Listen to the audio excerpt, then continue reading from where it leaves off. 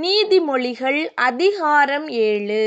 என் மகனே, நீ என் வார்த்தைகளை காத்து என் கட்டளைகளை உன்னிடத்தில் பத்திரப்படுத்து.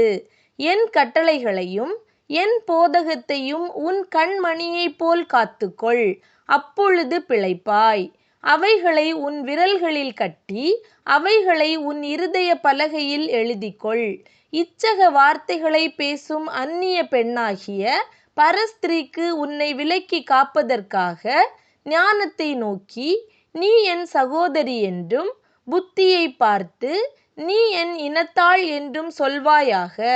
நான் என் வீட்டின் ஜன்னலருகே நின்று பலகணி வழியாய் பார்த்தபோது பேதையர்களாகிய வாலிபருக்குள்ளே ஒரு புத்தியீன வாலிபனை கண்டு அவனை கவனித்தேன். அவன் மாலை மயங்கும் அஸ்தமன நேரத்திலும் இரவின் இருண்ட அந்தகாரத்திலும் அவள் இருக்கும் சந்துக்கடுத்த தெருவில் சென்று அவள் வீட்டு வழியாய் நடந்து போனான். அப்பொழுது இதோ, வேசியின் ஆடை ஆபரணம் தரித்த தந்திர மனமுள்ள ஒரு ஸ்திரீ அவனுக்கு எதிர்பட்டாள். அவள் வாயாடியும் அடங்காதவளும் ஆனவள்.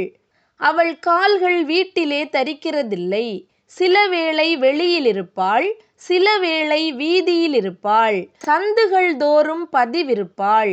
அவள் அவனை பிடித்து முத்தஞ்செய்து முகம் நாணாமல் அவனை பார்த்து, சமாதான பலிகள் என்மேல் சுமந்திருந்தது.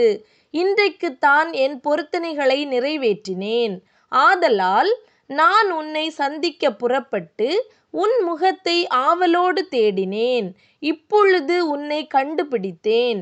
என் மஞ்சத்தை இரத்தின கம்பளங்களாலும் எகிப்து தேசத்து விசித்திரமான மெல்லிய வஸ்திரங்களாலும் சிங்காரித்தேன். என் படுக்கையை வெள்ளை போளத்தாலும் சந்தனத்தாலும் லவங்க பட்டையாலும் வாசனை கட்டினேன். வா, விடியற்காலம் வரைக்கும் சம்போகமாயிருப்போம், இன்பங்களினால் பூரிப்போம். புருஷன் வீட்டிலே இல்லை, தூர பிரயாணம் போனான். பணப்பையை தன் கையிலே கொண்டு போனான். குறிக்கப்பட்ட நாளிலே வீட்டுக்கு வருவான் என்று சொல்லி தன் மிகுதியான இனிய சொற்களால் அவனை வசப்படுத்தி தன் உதடுகளின் மதுர வாக்கினால் அவனை இணங்க பண்ணினாள். உடனே அவன் அவள் பின்னே சென்றான்.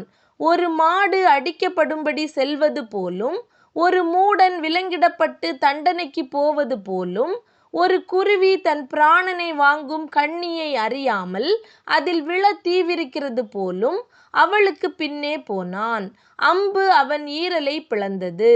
ஆதலால் பிள்ளைகளே, எனக்கு செவி கொடுங்கள், என் வாயின் வார்த்தைகளை கவனியுங்கள். உன் இருதயம் அவள் வழியிலே சாய வேண்டாம், அவள் பாதையிலே மயங்கி திரியாதே. அவள் அநேகரை காயப்படுத்தி விழப்பண்ணினாள், பலவான்கள் அநேகரை கொலை செய்தாள். அவள் வீடு பாதாளத்துக்கு போம் வழி, அது மரண அறைகளுக்கு கொண்டு போய்விடும்.